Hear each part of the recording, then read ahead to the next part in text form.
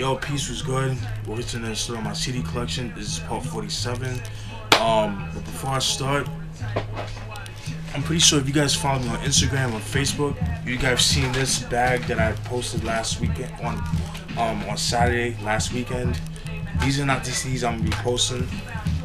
Instead, these are CDs that I've been collecting from mid-January all the way up to last week Saturday, or no, I should say I think Monday or whatever. And I want to show those off first before I show that. So without further ado, I'll show you guys the CDs I have that I got in my recent haul. Alright, first album is Nice and Smooth's third album, Juvenile, released in 1994. I've been trying to get my hands on this album for years. Finally got it. It's out of print. But it shouldn't be too expensive. I got mine for like $5.95, so got this off eBay. Fucking love this album, pretty dope.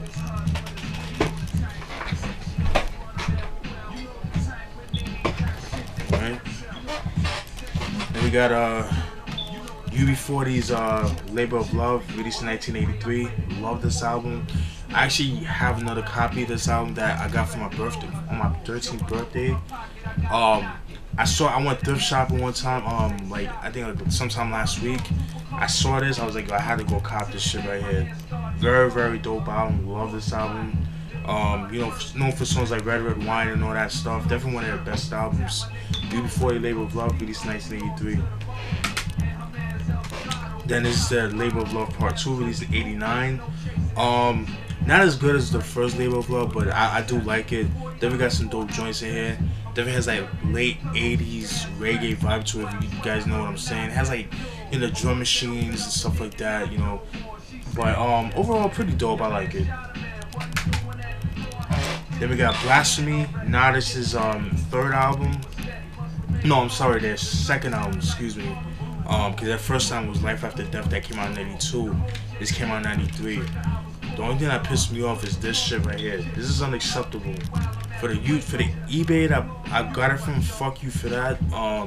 You should have posted that on your page, you know what I mean? Saying like, okay, it doesn't have a track list, and I would have never bought it, you know what I'm saying? But I guess I'll settle with this. I mean, at least I got the CD here. The original the original version, but even so, man, this unacceptable. Fuck you, whoever I bought it from. Then we got Scarface's first album, titled Mr Scarface Is Back.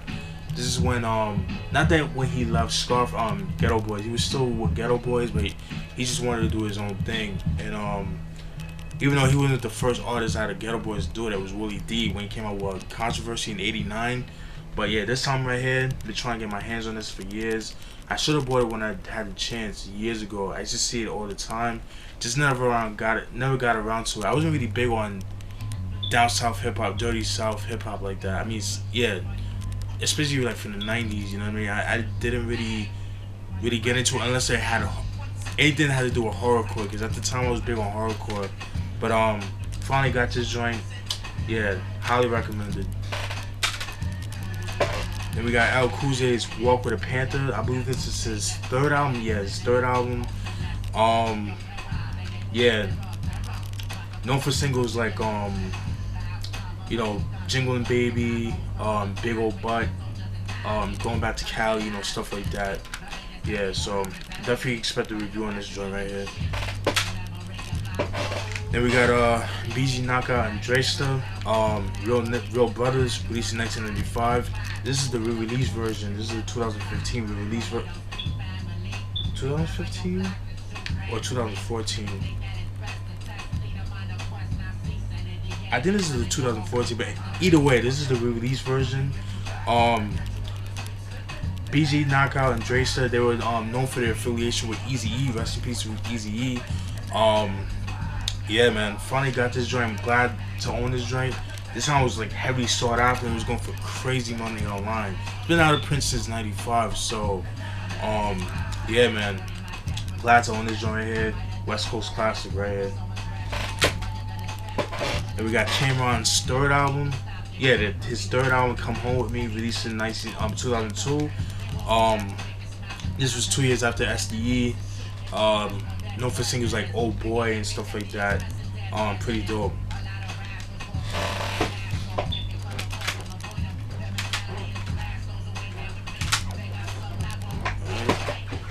Then we got Junior Mafia's first album, Conspiracy, released in 1995. Everybody knows Junior Mafia, you know, Biggie's old crew, you know, Little C's, Klepto, and all them cats. Nino and all them cats, Lil Kim and all that. Yeah, glad to own this joint right here. Known for singles like I Need You Tonight, featuring the late great Aaliyah, rest in peace to her. Players Anthem and Get Money. Yeah, glad to own this joint right here. To me, in my opinion, this is the only album you need to own from them. They came out with an album back in 2005. I think it was called Riot Music. Definitely wasn't that good. I heard like one song off the album, and that was it. You know what I'm saying? But yeah, Conspiracy by Junior Mafia, released in 1995. Then we got Clipse, Lord Willin, released in 2002. Excuse me. You know, Clipse, they're known for their affiliation with Pharrell's group from Virginia, originally from New York, but you know they are based in Virginia, stuff like that. Known for singles like Grindin', Goddamn, and it was another song too. I think it was one of the last. I don't remember. It's been a while, but yeah, this is actually their second album. It's not their first album because they came out with an album called Exclusive Audio Footage back in 1999, but I don't think it ever came out. So yeah, it never came out. So yeah, but this is like the first commercially released album, excuse me. There's a video called The Funeral that's from that album, the Exclusive Audio Footage.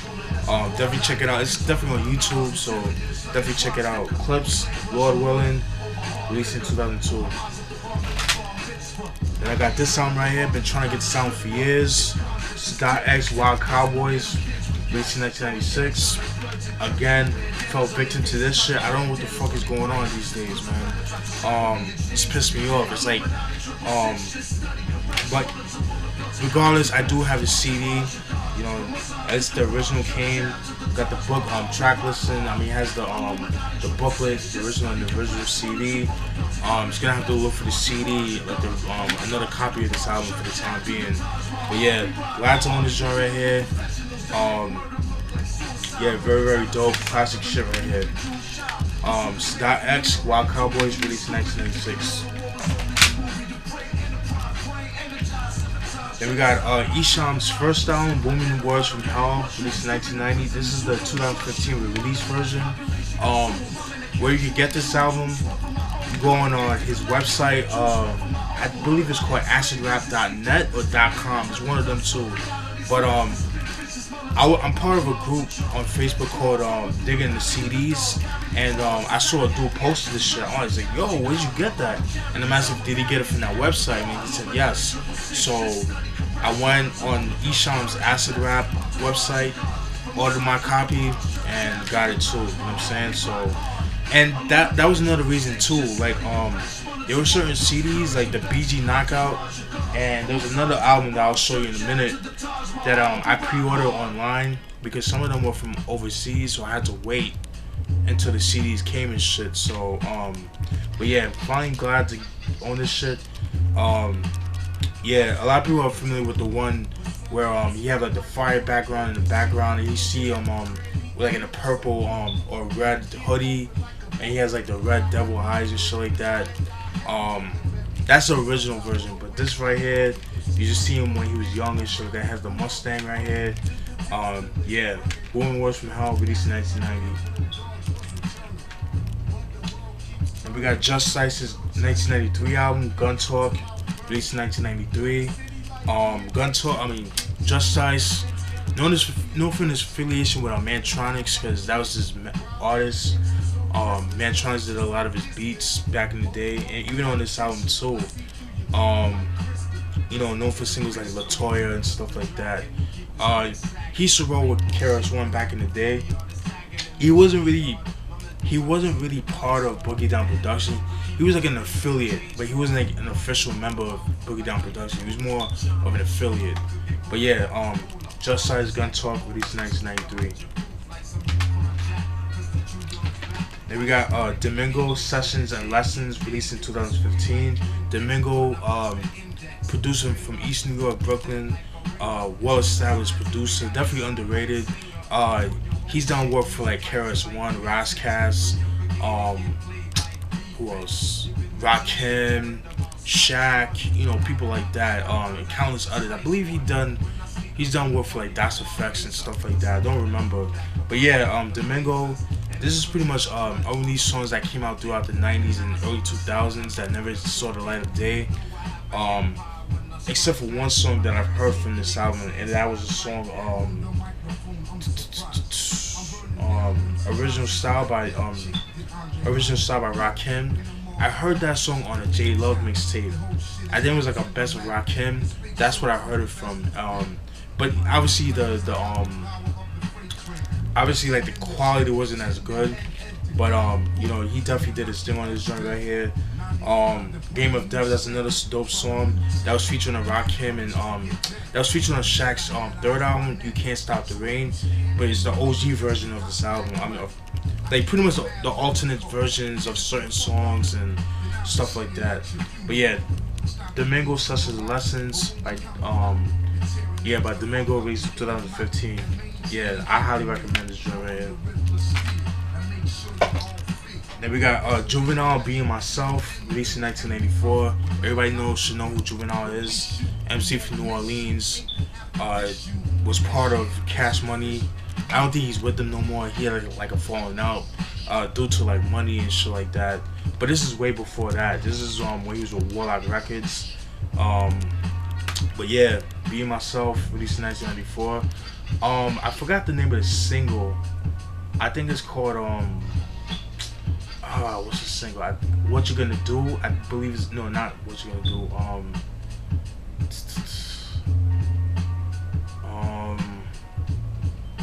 Don't remember, but yeah, Be Myself, released in 1984. So this is before, you know, Soldier Rags, 400 Degrees, the G Code, and you know, stuff like that. So class on the joint here. And we got this joint right here, Oath, 28 Days. Oath, he's a producer from Australia. The whole concept of this album is an instrumental album, and the whole concept was like, at a time, like, he was going through a producer's block. Everybody can relate to that, whoever makes beats or rap rhymes that has like writer's block and stuff like that. And whatchamacallit, one of his boys had a suggestion like, yo, why don't you record, like, you have so many records, why don't you record, why don't you make beats off like CTI records? Like, so in other words, like albums that he has in his collection that was under CTI records, like Bob James, Ron Carter, Joe Farrell, Freddie Hubbard, you know, people like that, who were under CTI at the time. And he pretty much recorded from February 1st to February 28th. So each day he would record a beat, and by the 28th he was finished with the album. And that's the whole concept of this album right here. Dope concept, very dope album. I highly recommend it. Definitely check it out. I'll post it down in the description box, the link that where you can get the album. You can listen to Bandcamp. I'll post down his website where you can get it at and stuff like that. All 28 days. And this is all SP1200 beats, so if you like those kind of beats, like golden era beats, you'll definitely enjoy this joint right here. Highly recommend it. And we got Compton's Most Wanted. Their first song is a Compton thing. Compton Thang, released in 1990. This is another one of the re-release albums that I got from like Japan and stuff like that. Very, very, very, very dope album. Highly recommended. Known for singles like One Time Gaffling Them Up. I believe This Is Compton is a Compton thing. Were the singles of the album. Classic West Coast hip hop. MCA, DJ Slip, DJ Unknown.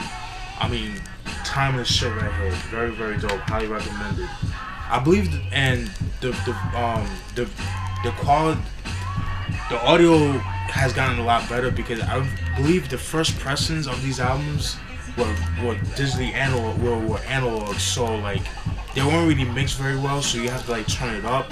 But with this album, it's not so much. They really clean it up, and then you get to hear it. And I do love analog recording, but I was just letting you guys know, because I know some people are snobs like that. They're all about digital. They like the shit sound loud and stuff like that. So, but this album right here, glad to own it right here. Another album that was long out of print for years, heavily sought after. But yeah, finally got this joint right here. Very dope. Then we got Tariq's first album, God's Connection, released in 1996.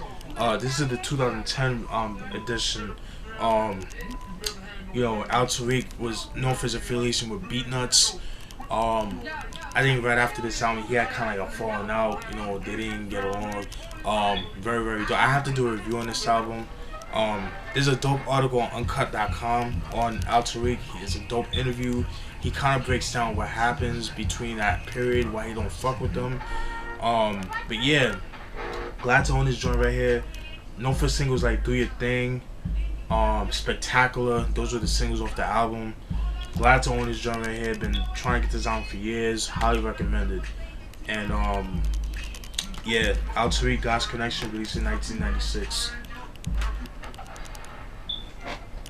See how much time I got left. Yeah, I still got time. Alright, I'll do this. And no, I did not fart. That was a chair. Alright, Noriega, when he went by Noriega at the time back in 1998. N.O.R.E, which stands for Niggas on the Run Eating, released in 1998. This is obviously a year after the War Report came out. Classic album right there. Known for singles like Banned from TV and Super Thug. My opinion, I feel like Super Thug kind of brought Pharrell, you know, his spotlight. But I don't, you know, that's just my opinion, you know what I mean? Even though Pharrell's been in the game since the early 90s, you know, the shit that he's done for like Rex and Effect, you know, SWV, you know, people like that. But I kind of feel like, because he was more known for R&B at the time. But, you know, I feel like Super Thug kind of, you know, brought Pharrell into the spotlight. You know what I'm saying? So, yeah, glad to own this joint right here. Highly recommended. Dope Queens hip hop. Highly recommended. Dope late 90s hip hop. Then we got Noriega's second album, Melvin, Flynt, The Hustler, released in 1999. One thing about this album right here, there's two alternate versions. All the songs are all the same, obviously, but the only reason I say that is, I should say alternate cover, because there's this version with him with a suit, and there's one with him with the jumpsuit, and he has like a beanie on, like he has like a beanie on, and that version is kind of hard to find, but if you can find it, definitely pick it up. But either or, glad to own this joint right here. You know, this is before Noriega fell off, in my opinion. I like late 90s Noriega, you know what I mean? I would say like right after like 2000 was when he kind of like it was kind of you know what I'm saying, kind of hit or miss. But yeah, Noriega, Melvin, Flynt. I believe the single off this album was Blood Money Part 3. There was a video for that. So yeah, Melvin, Flynt, The Hustler, released in 1999. Then we got Capone-N-Noreaga's second album, The Reunion, released in 2000, 3 years after the War Report. Known for singles like Phone Time, Y'all Don't Wanna Fuck With Us, yeah, that shit right there. And I believe that was it. And believe it or not, that song Y'all Don't Wanna Fuck With Us was actually my introduction to Capone-N-Noreaga. I remember that coming out back in 2000. I used to always see the video on Rap City, back when Big Tigger was on the show. Fucking miss those days, man. I mean, yeah, very, very, very dope. Very controversial, and when I do a review, I'll let you guys know why. But yeah, finally got this joint right here. Been trying to get my hands on this for years. A little hard to find, but like I said in previous videos, like where I live, The F.I.A like down by my way sucks. Sometimes I have to drive, you know, like an hour, like, you know, different towns just to get certain albums and stuff like that. So, but yeah, Capone-N-Noreaga, the reunion, released in 2000.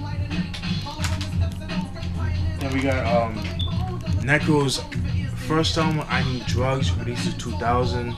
Necro has been putting in mad work over the years.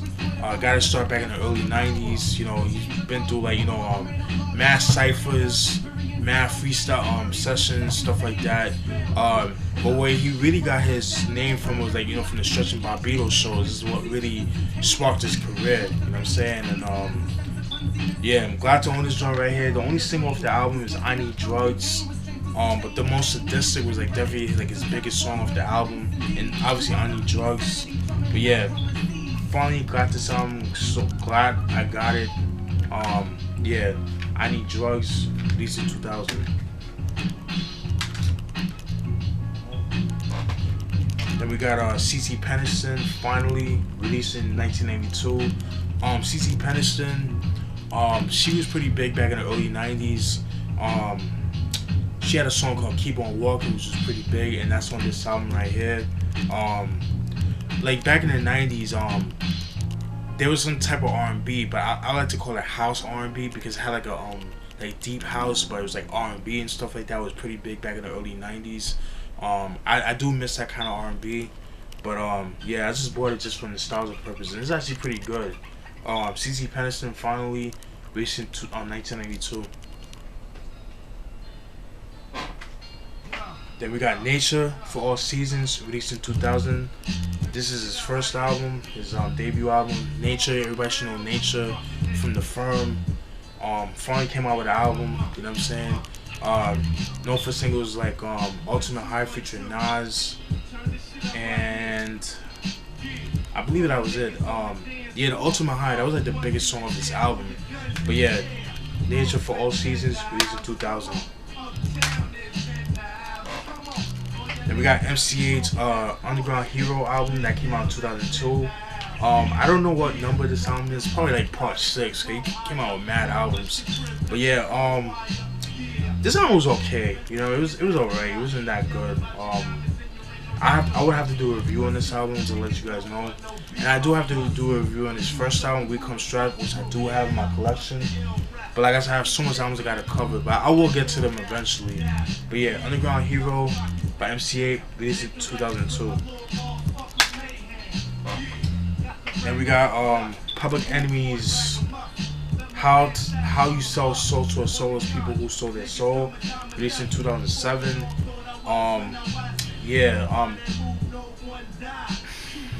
Yeah, this is that 2007 album. Wasn't too crazy about this album, to be honest with you. It was okay, had a couple of decent joints, but just wasn't too crazy about it, you know what I mean? I just kind of feel like after like 94, man, Public Enemies just kind of lost their touch, you know what I mean? But that's just my opinion. I did like their He Got Game soundtrack that came out, but like after that I just stopped checking for them. But that's for another day.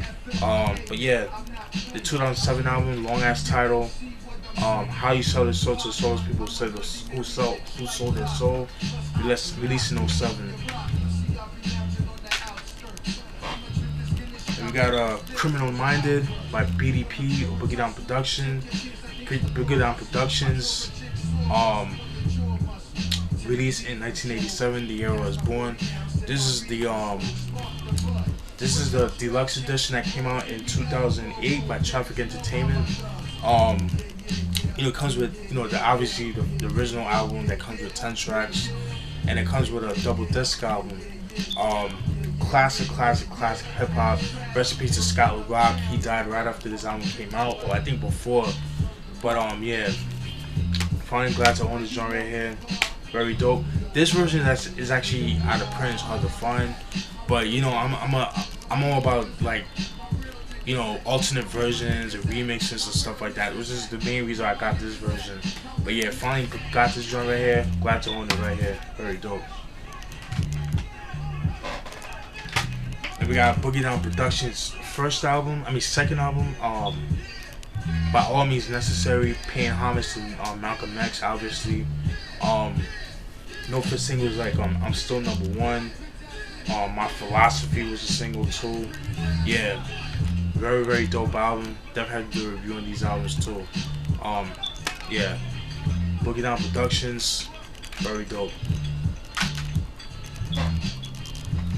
Then we got Compton's Most Wanted second album, Straight Checking Them, released in 1991. This album came out 1 year after it's a Compton thing. You know, known for singles like Growing Up in the Hood, which you can also hear on the Boys in the Hood soundtrack, and it was also played on the in the movie too, where Furious, Ricky and Trey went to Compton and he was talking about gentrification. You can hear the song playing in the background and stuff like that. But yeah, glad to own this joint right here, very dope. Then we got DJ Quik's first album, Quik Is the Name, released in 1991. DJ Quik, everybody should know DJ Quik, legendary hip hop producer, MC, you know what I'm saying? Known for singles like Tonight, Born and Raised in Compton, and I believe Quik's Groove was a single, or Quik Is the Name, don't remember. But I know Tonight, Born and Raised in Compton, and Sweet Black Pussy. But that song didn't get a video until like later on in the 90s. There is a video for it. But yeah, Quik Is the Name by DJ Quik, released in 1991. See how much time I got left. Yeah, just got a little bit of time, so I'll try to go through these as much as I can. Got a couple more. Compton's Most Wanted third album, Music to Drive By, released in 1992. Known for singles like I think Hood Took Me Under was a single, and I believe N Too Deep was a single too. I'm not sure about that, but yeah, definitely Hood Took Me Under was a single. Highly recommended. Classic West Coast hip hop right here. MC8, you can't go wrong with him. Then we got DJ Quik's second album, Way Too Funky, released in 1992. Known for singles like Just Like Compton, and I believe that was it. I don't know if there was another single, but when I do the review, you guys will know. But yeah, this came out in 1992. But I know Just Like a Compton was a single. There's a video for it on YouTube. Definitely dope. Yeah, DJ Quik, can't go wrong with him. Then we got DJ Quik's third album, Safe and Sound, released in 1995. Yeah, man. I remember seeing this album back in the day. I used to always see it in the stores, but I never picked it up. Around this time, I believe this is when he was trying to get signed to Ruthless Records, but that never came to fruition. I think it was either Death Row or Ruthless Records he was trying to get. I think it was Ruthless Records, but that never happened. I guess because like I guess it didn't really fit his I guess his style didn't really fit their the record labels, if you get what I'm saying. But yeah, Safe and Sound. No for singles like I know Dollars and Cents was a single, and I think that song he was actually going at MC8 at the time because they had beef and shit. Don't remember the singles, but yeah, finally got this genre here. Safe and Sound by DJ Quik, released in 1995. And the last album is AC Alone, A Book of Human Language, released in 1998. I've been trying to get this album for years. I paid like $20 for this on eBay, but it was definitely worth it. AC Alone, guess you know him from Freestyle Fellowship and the whole Project Blowed movement they had going on back in the 90s. You know, the whole spoken word and stuff like Micah 9 and all them cats. This album is out of print. It's actually as hard as album to find, but if you can get your hands on this album, I highly recommend it. Glad to own this joint right here. Love the production, very dope. And that's it, folks, for part 47. Stay tuned for more videos. Hope you guys enjoyed that video. Peace.